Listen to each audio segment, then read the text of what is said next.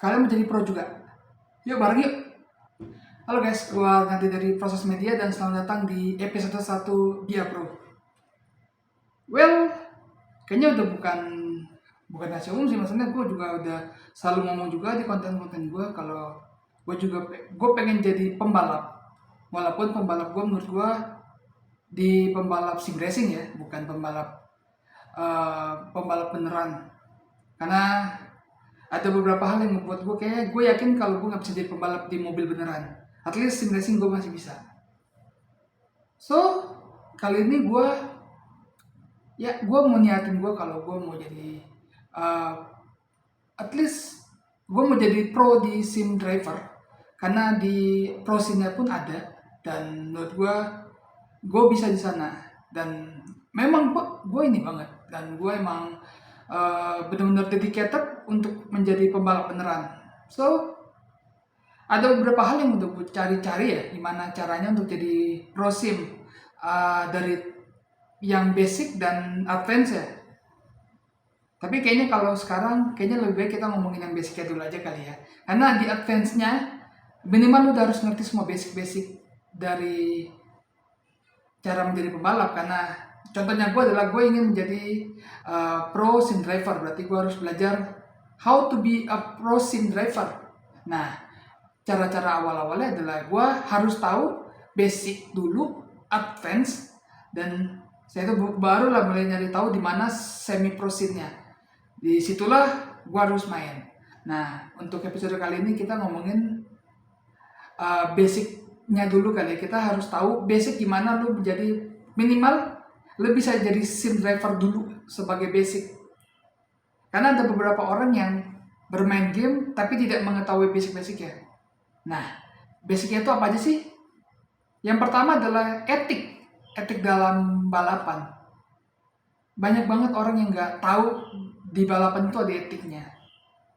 Banyak banget pembalap-pembalap yang kayaknya lebih suka they do anything dirty cuma buat menang, which is enggak, itu seharusnya nggak seperti itu, but ada aja.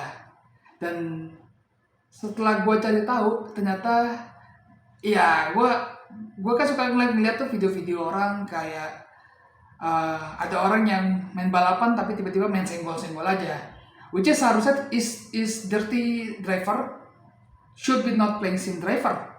Kalau dia mau main senggol-senggolan, main game arcade kayak Need for Speed, ya game-game arcade balapan lah, yang lu main senggol-senggol, Burnout mungkin, main breakfast. Jadi ada beberapa yang seharusnya di sim driving itu tidak boleh kejadian. Dan gue sedang belajar itu seperti ketika di sim driver, ketika sedang balapan seperti di game F1, Assetto Corsa, iRacing, ada ketika kalian melakukan attacking, ada etik-etiknya yang harus dilakukan di sana. Dan seperti lu harus memberikan sedikit space untuk lawan mungkin, dan ketika mereka masuk, lu harus juga aware apa yang akan mereka lakukan. Seperti pembalap yang sedang melakukan defense, apa yang akan mereka lakukan untuk melakukan defense, dan lu sudah harus bisa memprepare itu dan aware sama apa resikonya ketika lu melakukan overtake.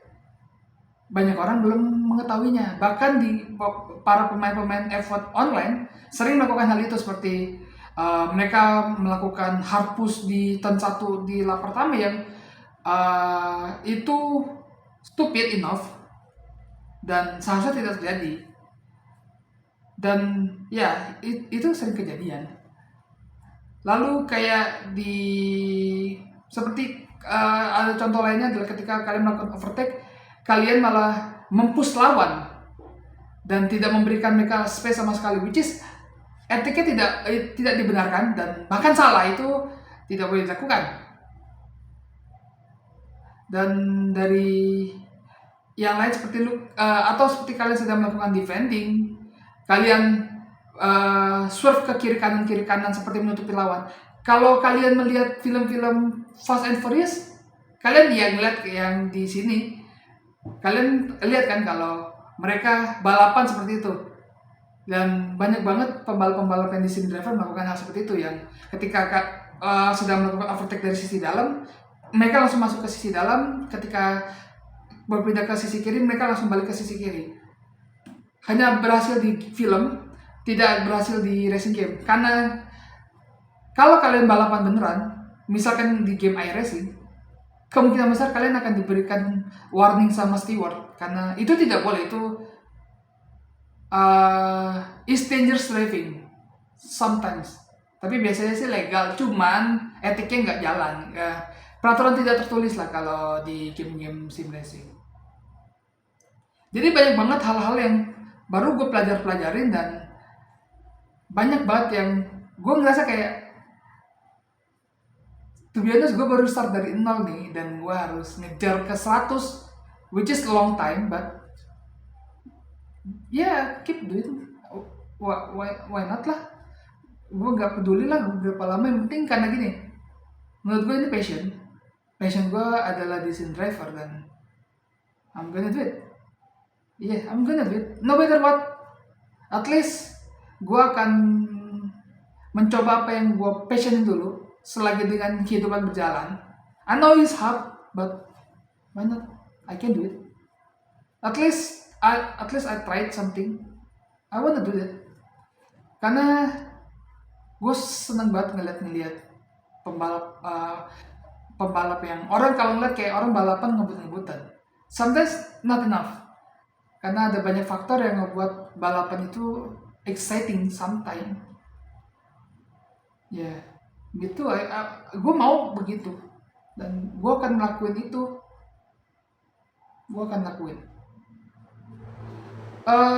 Dan lagi menurut gue baru ngomongin ini tip of the iceberg, karena masih banyak banget yang di basic, seperti teknik dasar, ada track knowledge, banyak banget di basic yang pasti bakal banyak yang kelewat. Kayak basicnya ini sebenarnya di sini masih ada lagi, cuman kurang, karena again kita kan sedang berproses bareng ya, dan gue baru nemu 3 untuk basic, yaitu tadi drive ethic, taktik dasar driving, dan track knowledge. Dan track knowledge mungkin gue perlahan lah ya, karena gue juga lagi mainin game F1 juga, jadi at least gue bakal pelan-pelan ngerti track, pelan-pelan gue bakal adaptasi sama track apapun, terus gue bakal adaptasi sama cuaca, which is itu masuk ke taktik dasar balapan, driving teknik.